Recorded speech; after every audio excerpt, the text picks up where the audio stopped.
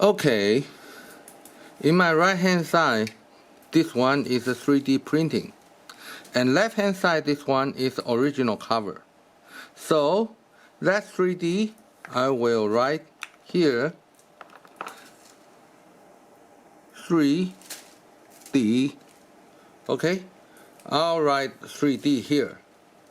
Then we can test which one will be more easier to put up and pull down. First, we try the original one. Remember, always right hand side first. Okay, that's the original one.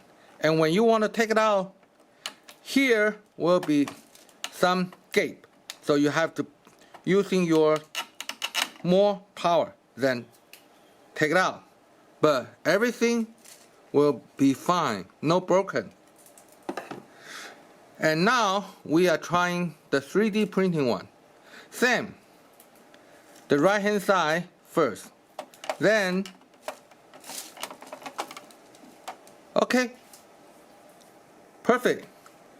And when we want to take it out, same thing, left hand side first, and easy to remove. So I don't understand why you will broken that. Also, be careful, don't drop the cover.